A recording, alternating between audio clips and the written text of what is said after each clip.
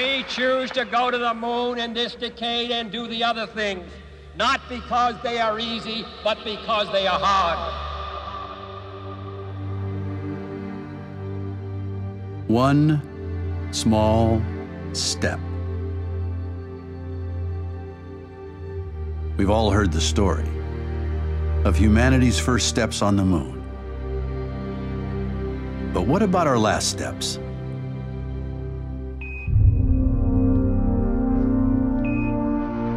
This is Gene, and as I take man's last step from the surface for some time to come, but we believe not too long into the future, America's challenge of today has forged man's destiny of tomorrow.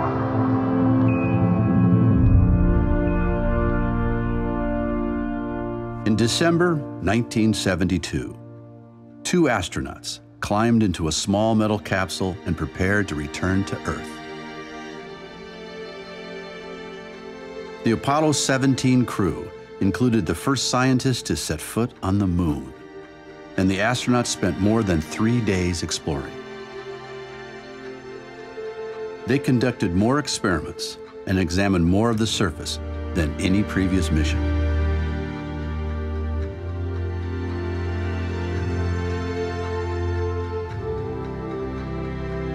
This concluded the Apollo program. More than 10 years' work by 500,000 men and women. In a competition between the United States and the Soviet Union, known as the space race, humanity proved that we could walk on the moon.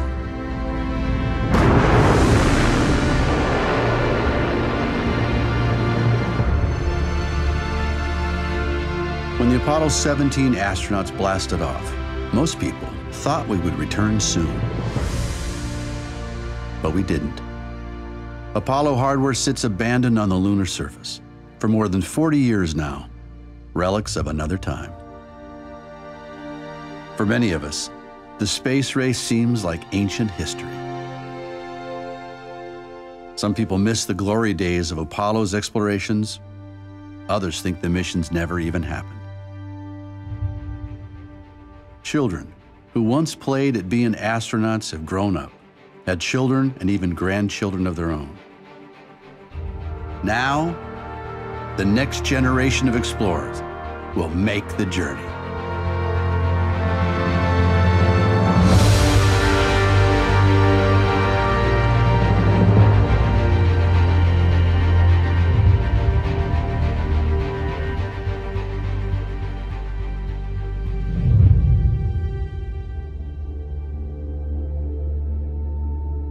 Before humans venture into space, we send our robotic explorers to help us learn what challenges we will face.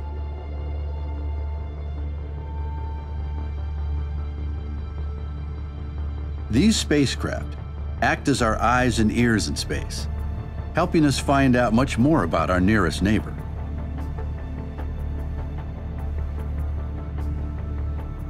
One of the earliest missions, Ranger 9, sent home thousands of images of the moon's surface in the moments before it deliberately crashed.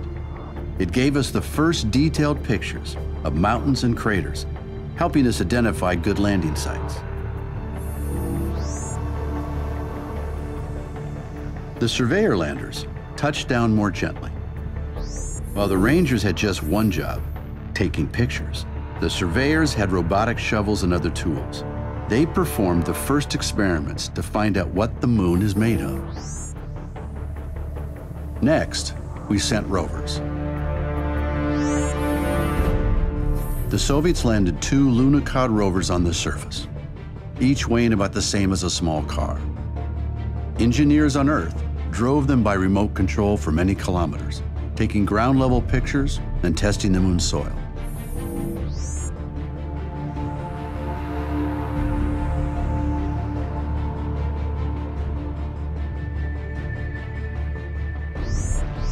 Scientists today still study data and samples from these historic missions.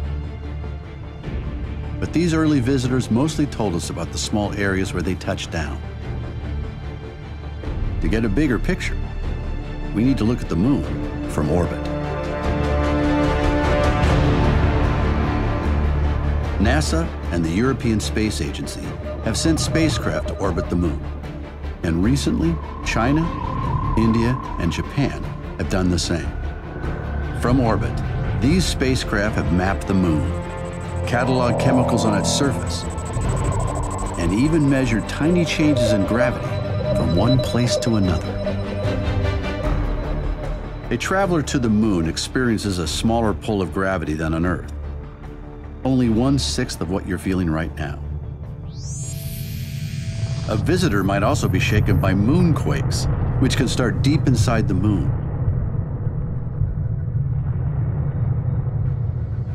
The smaller moon orbits the bigger Earth.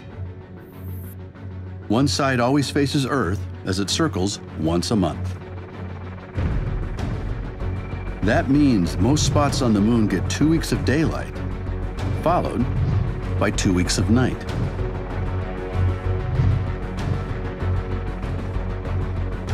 With no atmosphere to trap the sun's heat, temperatures can rise to more than 100 degrees Celsius, then drop to minus 150 degrees Celsius. A visitor to the moon needs to deal with this wide range of temperatures. But not every spot on the moon goes through such extremes. Near the poles, some mountains receive sunlight all the time, and some deep craters always remain in the dark. One spacecraft, called the L-Cross, went on a one-way mission to slam into one of these dark craters. The impact lifted up a cloud of material that had been hidden from the sunlight for billions of years. Inside this cloud, the L-Cross detectors discovered pure, frozen water. Water at the poles can help people to live on the moon. We can drink water, of course, use it for growing food, and also break it down into oxygen and hydrogen. Obviously, we need oxygen to breathe, but we can also use oxygen and hydrogen as rocket fuel. The moon has other resources too, including aluminum, iron, gold, even platinum.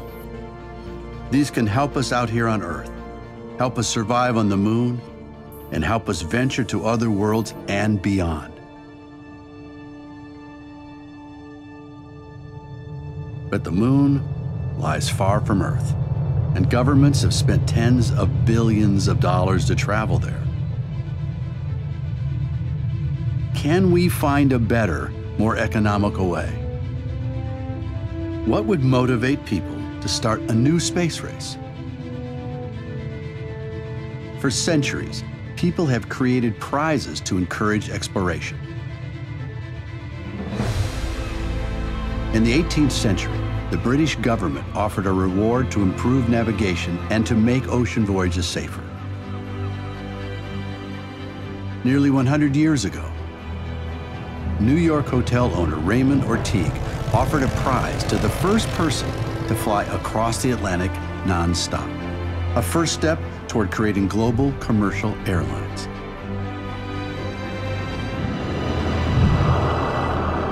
More recently, the Lunar XPRIZE helped to start a new industry that takes tourists up to the edge of space and back. Such prizes have successfully opened up frontiers of opportunity and changed civilization in unpredicted, innovative ways. So what prize could bring us together to go back to the moon? How can we harness the enthusiasm, resources, and know-how that exist all around the globe? For such a difficult project, you need a big prize and a big vision. The Google Lunar XPRIZE has inspired people from around the globe to join a new era of lunar exploration. This $30 million competition will stimulate a new generation of engineers, scientists, and entrepreneurs to think about space as a place to do business, to innovate, and to change the world. So, what do you have to do to win the Google Lunar XPRIZE? The first challenge is to escape the Earth's gravity, the force that keeps us all grounded works against a spacecraft launch. You want to keep your spacecraft small and lightweight, so you spend as little energy as possible fighting Earth's gravity.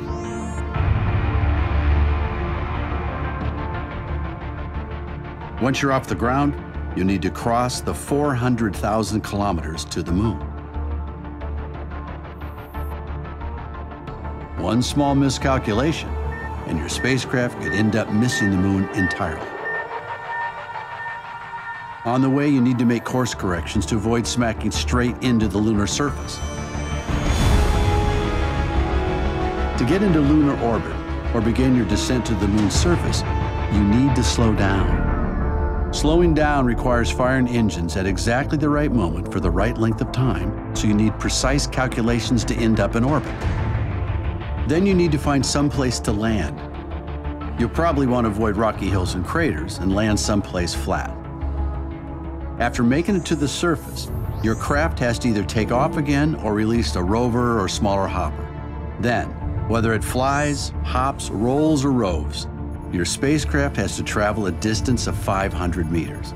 To claim the Google Lunar XPRIZE, you must now initiate your mooncast, take video and pictures, and send them back to Earth so we can all share what your spacecraft can see.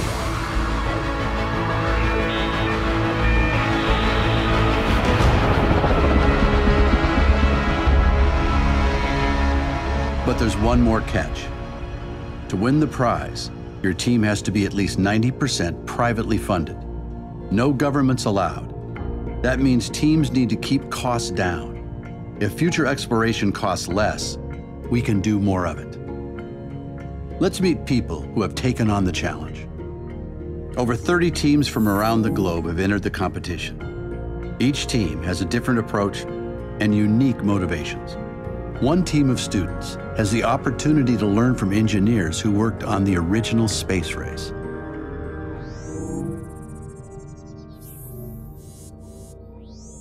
I'm Ruben with Team Omega Envoy. We are in Orlando, Florida, and our rover name is Sagan. And the cool thing about Sagan is that students are getting to design the rover, and they're also building it. So they get to send a piece of them to the moon.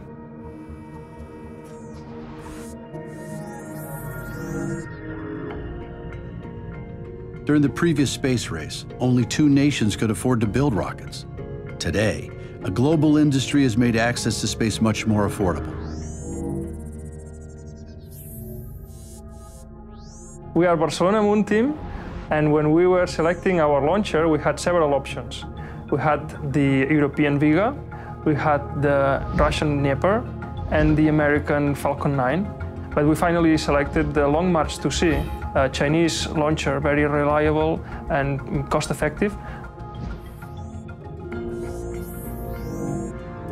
Without government funding, teams have to find ways to raise money.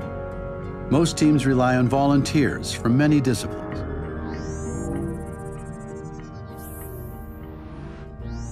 At SpaceL, we are mostly, 95% of us are volunteers, engineers from many fields, aerodynamics, mechanics, and so on. And there's me, I'm a neuroscientist. For the last 10 years, I was studying the brain, how the brain produces movements. In the spacecraft, it's the same. Inputs are getting inside from different sensors, getting processed, and then a command is issued to the engines just instead of the muscles. Keeping the mass of a spacecraft small reduces the cost of a launch, forcing teams to explore compact and creative designs.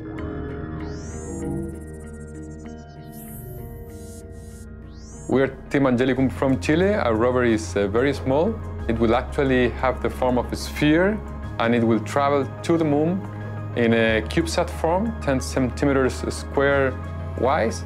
And then it will, with the help of temperature and the condition of being a memory metal, it will spread out, giving it the form of a dandelion. After landing, each team's equipment must travel 500 meters, but not all teams intend to do it with a rover.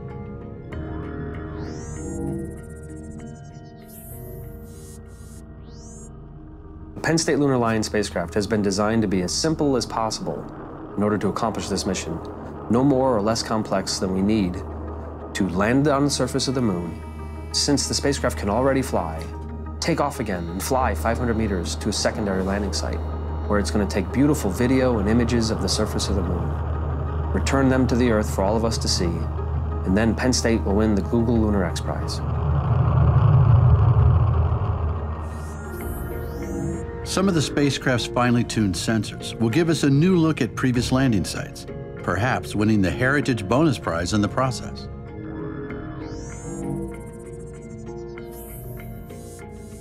We're the part-time scientists, and with our rover Asimov, we're going to land at the Apollo 17 landing site, and we're going to capture the moon in a resolution that has never been done before. We want to film the place where man last walked on the moon, and we're using two special cameras which are actually capable of seeing much more than the human eye can see.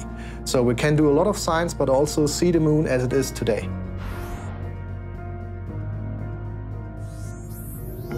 The Google Lunar XPRIZE offers an incentive to get to the moon, but many of the teams are investing in technologies that will allow us to stay permanently.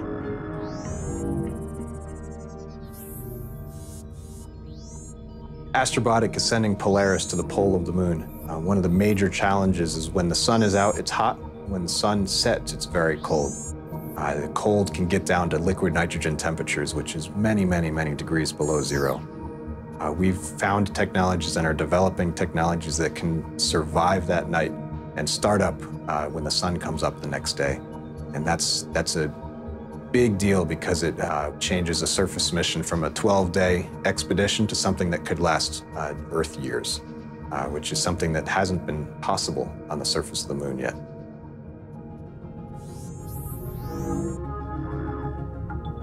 Finally, to compete for the $20 million grand prize, these teams must make their attempt before the competition deadline.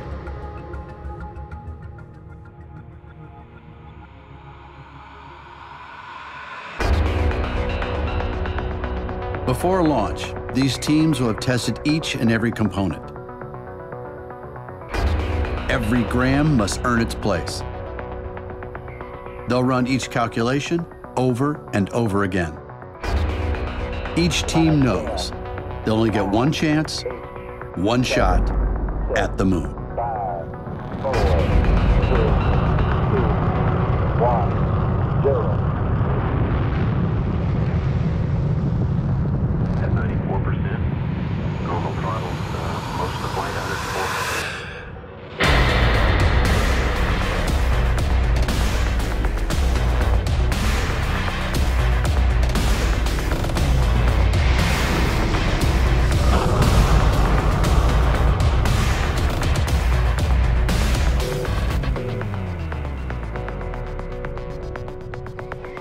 Who will make this daring attempt to win the prize?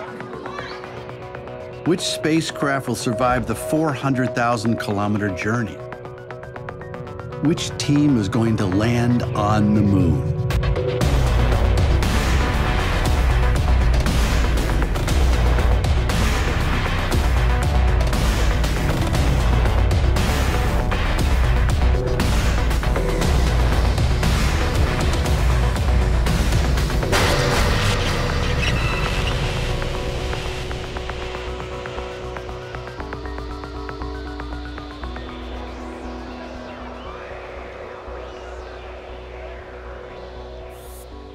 Connection to lander lost.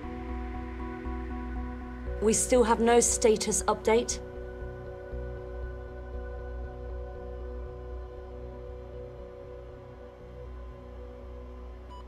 Signal acquired. Confirm. We're down safe and on the moon. Well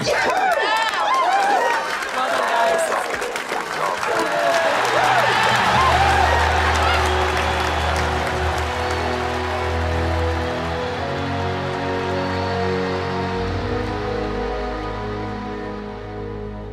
What message will the successful team send home? The first word sent from the lunar surface in more than 4 decades. But the race hasn't ended yet. The spacecraft must travel 500 meters and send back more video and images to win the XPRIZE. As the spacecraft prepares for the final part of the competition, where will you be? What will you be doing?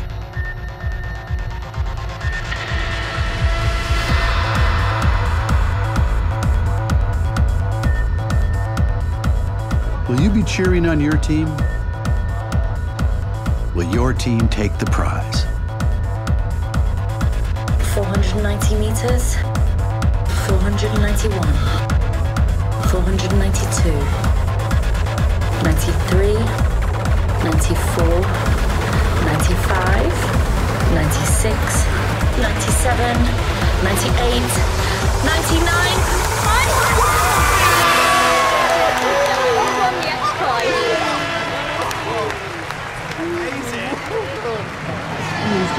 The Lunar XPRIZE has been won.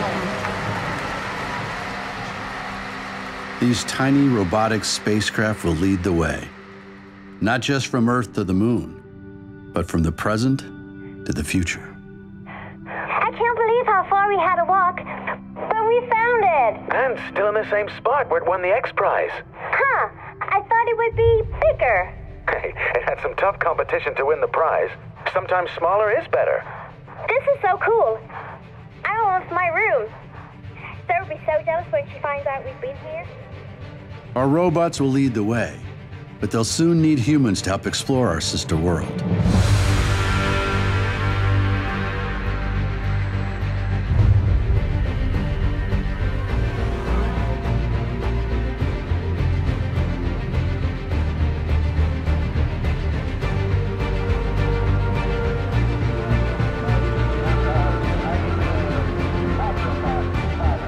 Future settlements will provide places to live and work, to gather resources that will enrich life on Earth or launch us towards farther destinations.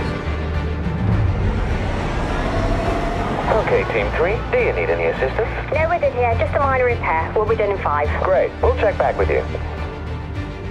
Perhaps some of the problems we face here on Earth can find solutions out here, on the Moon or elsewhere in space.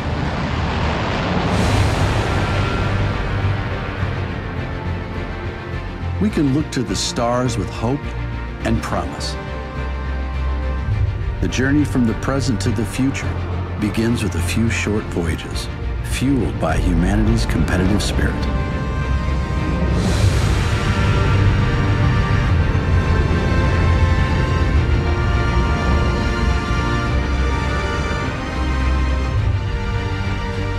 These expeditions will take us back to the Moon.